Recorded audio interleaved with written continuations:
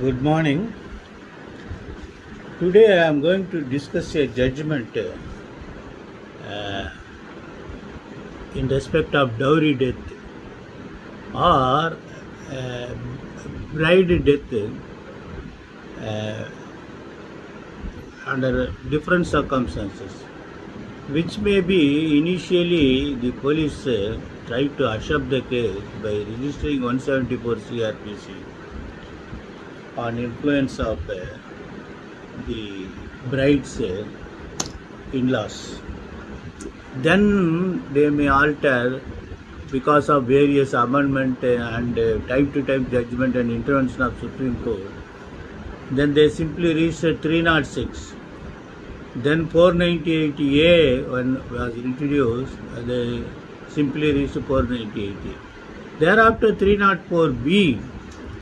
So the either prosecutors appearing for the state or the defense counsel, or as well as the counsel who is appearing and assisting victim family to get proper conviction for the culprits.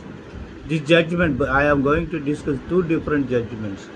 If you go through the entirety of both judgments, you can understand the difference between 304A, 304B and 306 to 498A and 304B as well 302. First case is AR 2021 2616 Supreme Court, Gurmeet Singh versus State of Punjab. There they discussed 304B and 11B of Indian Evidence Act.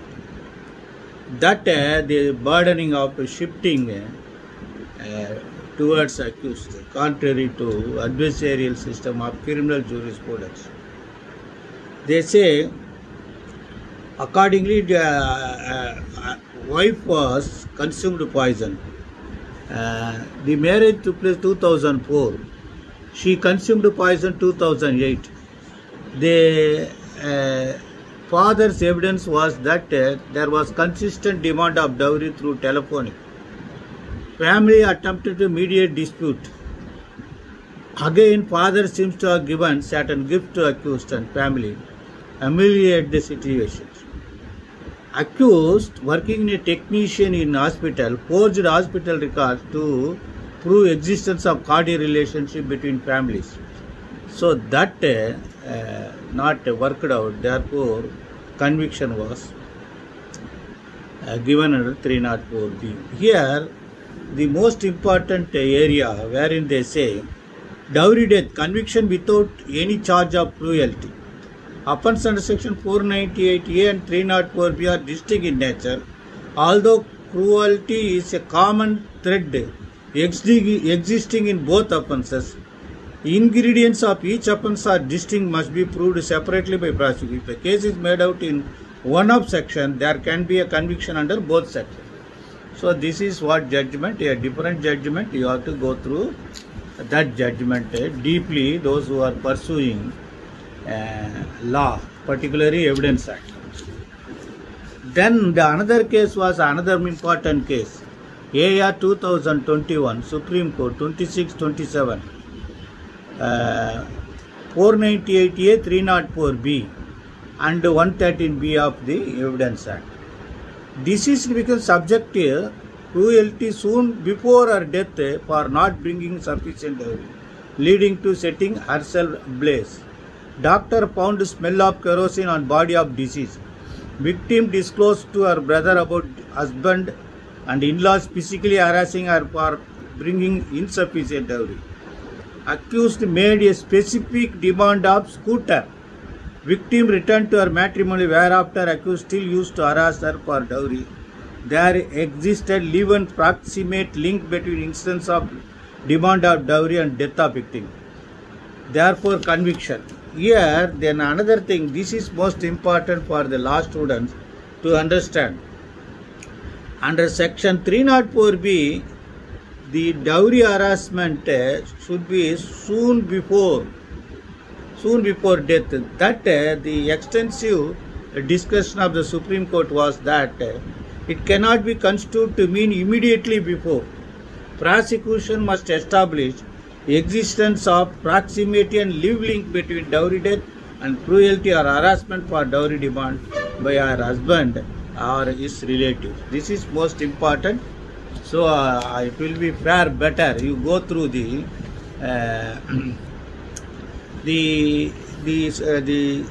AR 2015 Major Singh versus State of Punjab. The Supreme Court held to sustain conviction under Section 304B. The following essential ingredients are to be established. The death of a woman should be caused by burns or bodily injury or otherwise under normal circumstances.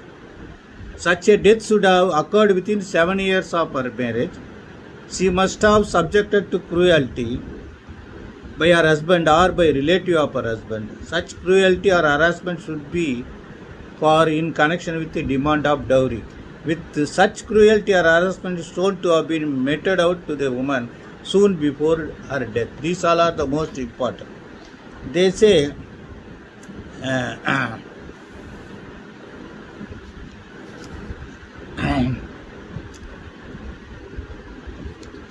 these all are facts discussed. Then, so far 113B, that is burden of proof.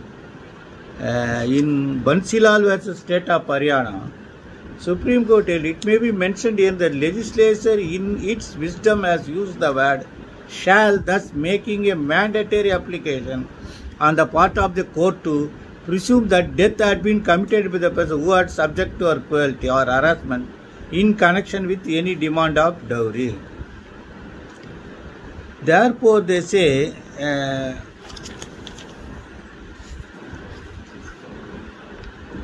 they have said about abatement of suicide. I am ignoring that area. That may be helpful for the prosecution or defense counsel to get relief of in-laws who are wrongly impleaded as well. They say 11B Evidence Act operates against the accused. The phrase soon before as appearing in Section 304B cannot be construed to mean immediately before. The prosecution must establish existence of proximity and live link. That was they have held. See, actually, for 306 abatement of suicide, they say the abatement should be immediately driving the deceased to commit suicide. Abatement of suicide is something different. And causing death by indirect method of demanding dowry, harassing, resulting or death in different circumstances, which has to be explained and proved by the accused under 113B. This is most important area where you have to discuss about this judgment. See, they say, reading Section 306 and 307, together it is clear that if any person instigates any other person to commit suicide and as a result of such instigation, the other person commits, the person causing instigation liable to be punished under Section 306 for abating the commission of suicide. A plain reading of this provision shows that before a person convicted of abating suicide, it must be that such other person committed suicide. Therefore, that is most important. The provision should be 107, not 307. So finally, they have convicted the appellants under Section 304B, and however 306 has been set aside. That means operation success patient died. They say the courts record the statement under Section 313 in a very casual, cursory manner, without specifically questioning the accused as to his defense. It ought to be noted that examination of accused under Section 313 cannot be treated as a mere formal procedure. as it is based on fundamental principle of fairness. This aforesaid provision incorporate the valuable principle of natural justice, adi altam artam. Therefore, on the court to question the accused with care and caution. This is also most important thing. You should all go through this judgment, both public prosecutors, the defense counsel, and the counsel who are assisting the victim family. Best wishes.